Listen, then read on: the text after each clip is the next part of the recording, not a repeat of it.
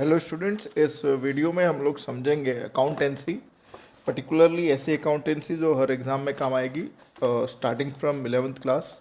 सो जैसे कि ये हमारी फर्स्ट अकाउंटेंसी की क्लास है, तो basically we are starting with the introduction of accountancy.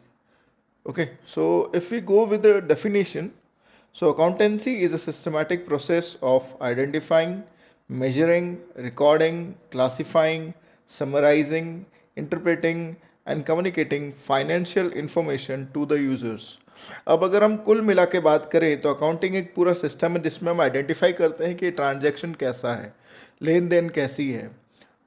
Money matter, finance matter को हम लोग ज़्यादा एम्फोसिस करेंगे इसमें. उसको मेजर करेंगे, फिर उसको हम रिकॉर्ड करेंगे. रिकॉर्ड एक स्थायी बुक होगी या फिर कोई भी रिटर्न में चीज़ें होंगी जहाँ पे हम उसको रिकॉर्ड करेंगे.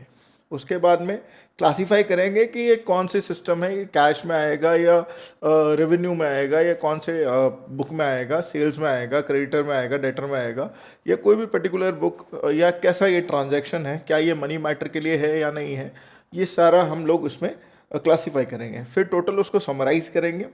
ठीक है, जैसे जर्नल लेज़र हो गया, सबसे पहले जर्नल्स हो गए, लेज़र्स हो गए, उसके बाद में ट्रेडिंग अकाउंट हो गया, पीएनएल अकाउंट हो गया.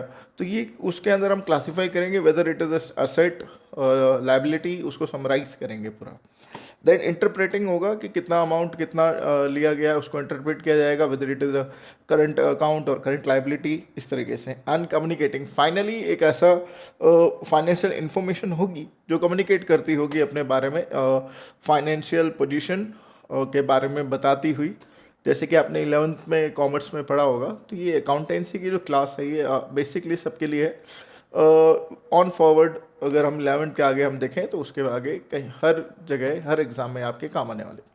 और बेसिकली अगर हमने ये डेफिनेशन देखी है तो इसके आप अंदर एक वर्ड है यूज़र. सो बेसिकली जो अकाउंटेंसी है उसको लेकर दो लोग काफ़ी क्यूरियस होते हैं. दो यूज़र्स होते हैं, एक होते हैं इंटरनल और दूसरे होते हैं एक्सटर्नल. अगर इंटरनल की बात करें तो सबसे पहले मैनेजमेंट होगा, उसके बाद में एम्प्लॉयज़ होंगे क्योंकि उनको वहाँ काम करना है और उनको सबसे ज़्यादा ज़रूरत होगी कि फर्म की फाइनेंशियल पोजीशन कैसी है, तो वो अकाउंटिंग ही उनको बताएगी. देन जो मेंबर्स होंगे उस फर्म के, उस एंटाइटी के. दैन जो ओनर है, ओनर के लिए ये जानना बहुत ज़रूरी होगा कि उनका जो बिज़नेस है वो प्रॉफिट में है या लॉस में चल रहा है. देन अगर हम एक्सटर्नल यूज़र्स की बात करें तो बैंक, क्योंकि बैंक ने लोन दिया है, ठीक है ना, और वो लोन वो एक अकाउंटिंग पूरा अकाउंट्स देकर ही देता है किसी भी एंटिटी या किसी भी बिजनेस फर्म को. फिर government, so that it can take tax, और या फिर अगर टैक्स रिबेटमेंट देना है तो भी, तो टैक्स रिबेटमेंट के लिए भी हमें we need a particular accounts, full accounts. Then creditors, जो हमको लोन दे रहा है वो भी ये देखकर लोन देगा, क्रेडिट उधारी पे जो उसने सामान दिया है, लोन नहीं कहूँगा. क्रेडिटर का मतलब जो इंसान आपको उधारी पे सामान दे रहा है, रॉ मटेरियल दे रहा है, तो वो भी पहले अकाउंट्स देखेगा और उसको भी ज़रूर आपके अकाउंट से लेना देना होगा कि यार ये जो हमने उससे सामान लिया है उससे पर्टिकुलर वापस उसका पेमेंट हम कर सकें. देन इन्वेस्टर, जो हमारे फर्म के अंदर उसने इन्वेस्ट किया है ताकि उसको रिटर्न मिले, तो वो भी हमारे अकाउंट्स को लेकर काफ़ी क्यूरियस होगा.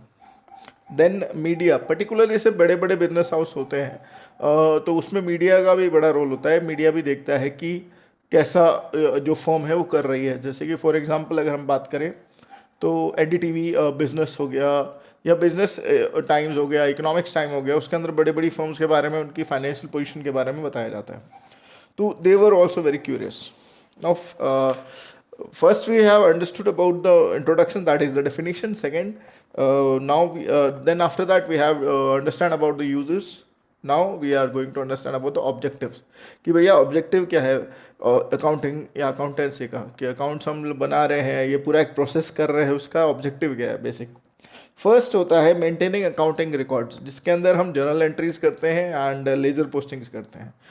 तो उसके अंदर सबसे पहले हम मेंटेनेंस करते हैं, ज़ीरो से स्टार्ट करते हैं, हर ट्रांजैक्शन को हम रिकॉर्ड करते हैं. Then is determining profit and loss. Profit and loss जो डिटरमाइन होता है वो ट्रेडिंग अकाउंट में होता है एंड पीएनएल अकाउंट में होता है. ठीक है, उसके बाद है determining financial position. Financial position की जब भी हम बात करेंगे तो पर्टिकुलरली बैलेंस शीट पे आएगी. ठीक है, बैलेंस शीट में उसको मैच करके देखा जाएगा कि क्या हमारी फाइनेंशियल पोजीशन है अभी मार्केट के अंदर। Then providing accounting information to users, particularly जो ऑब्जेक्टिव ये भी है कि जितने भी यूजर्स जो अभी हम जस्ट हमने डिस्कस किए थे उसमें हमने देखा था कि दो तरह के यूजर्स हैं, तो उनको अकाउंटिंग जो इन्फॉर्मेशन है वो पर्टिकुलरली सही तरीके से हम बता सकें, उसके लिए भी ये काफ़ी इंपॉर्टेंट होता है। देन द नेक्स्ट ऑब्जेक्टिव जो हम देखेंगे अभी वो है कि फाइनेंशियल मैनेजमेंट, तो फैसिलिटेटिंग द मैनेजमेंट, मतलब मैनेजमेंट को पहले से ही बता दे कि अभी क्या मतलब आपकी पोजीशन है फर्म की, और उसके हिसाब से बजटिंग किया जाएगा और फोरकास्टिंग की जाएगी कि आगे क्या करना है।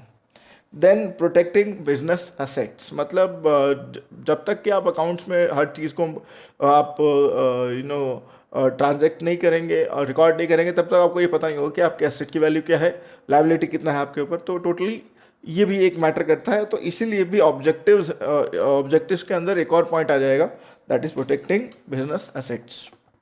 नाउ एडवांटेजेस, क्योंकि ये जो हम सब कर रहे हैं उसका कोई एडवांटेज तो होगा, अकाउंटिंग पूरा एक प्रोसेस जो हमने स्टार्ट किया है उसका एक एडवांटेज, बहुत सारे एडवांटेजेस होंगे।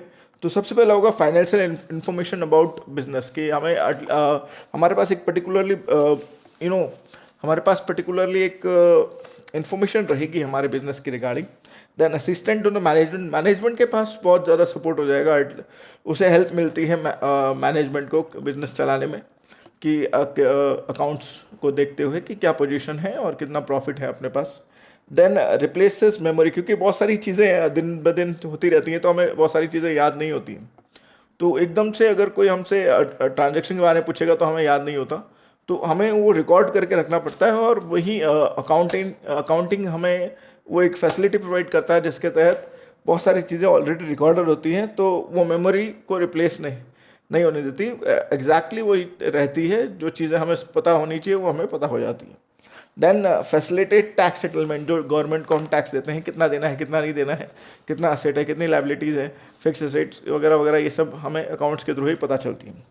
Then evidence in the courts, काफ़ी बार फर्म को अगर फर्म के ऊपर कोई केस वेस हो गया है तो अकाउंट्स हमको दिखाना पड़ता है, तो ये एक बहुत बड़ा एडवांटेज है जिसकी वजह से हम काफ़ी बार गिल्टी नहीं होते हुए भी अगर हमारे ऊपर कोई गिल्ट लगा दिया जाता है पर्टिकुलरली कोई, तो उस वर्डिक्ट के अंदर हम एज एविडेंस अकाउंट्स पेश कर सकते हैं। फिर लोन में भी जैसे मैंने डिस्कस किया कि यूज़र के अंदर बैंक था, तो जो लोन है उसमें भी हमें काफ़ी सहायता मिल जाती है। उसके बाद में है assistance in case of insolvency, अगर काफ़ी बार जैसे कि दिवालिया की कुछ दरकार पे हम आ चुके हैं तो उस कंडीशन में भी हमें काफ़ी बार अकाउंट से और हमारे अकाउंट्स को हम चेक करते हैं, तो काफ़ी बार हमें हेल्प मिल जाती है कि इतना कैश हमें वहाँ से लेना है, कितना कैश हमें कहाँ से लेना है, ये सब चीज़ें हमें क्लियरली पता होती है।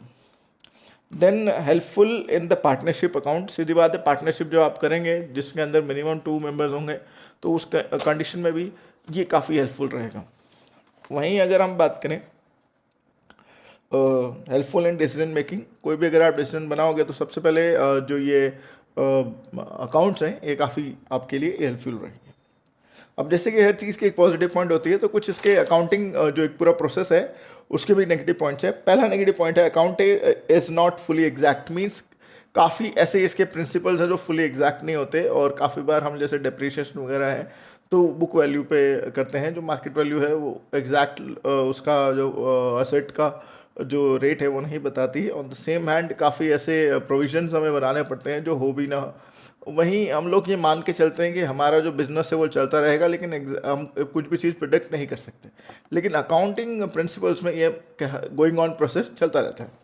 देन अनरियलिस्टिक इन्फॉर्मेशन, मैंने अभी जस्ट आपको बताया काफ़ी ऐसे इन्फॉर्मेशन होते हैं अनरियलिस्टिक होती है कि हमारा बिजनेस चलता रहेगा लेकिन we can not predict the future. Then the third point is accounting ignores qualitative element, मतलब अगर आपका एम्प्लॉय ऑनेस्ट है, करेजियस है, लीडरशिप क्वालिटी है, तो ये सब साइड में रख के सिर्फ और सिर्फ हम लोग जो है क्वांटिटेटिव एलिमेंट्स को ही हम स्टोर करते हैं, रिकॉर्ड करते हैं, क्वालिटेटिव जो एलिमेंट है उनको इग्नोर कर दिया जाता है। उसी के अलावा अकाउंटिंग में lead to the window dressing, window dressing का मतलब होता है मैनिपुलेटिंग अकाउंट्स। काफ़ी बार क्या होता है कि प्रॉफिट लोन लेने के लिए हम प्रॉफिट दिखा देते हैं और टैक्स के टाइम हम लॉस दिखा देते हैं, ताकि हमें थोड़ी छूट मिल जाए। बिजनेस में ये लोग करते रहते हैं, मतलब अकाउंट्स के अंदर थोड़ा फेरबदल, थोड़ा फ्रॉड, उसी को हम बोलते हैं विंडो ड्रेसिंग। तो आज की क्लास में इतना ही है, कल नेक्स्ट क्लास में हम और कंटिन्यू करेंगे। Thank you.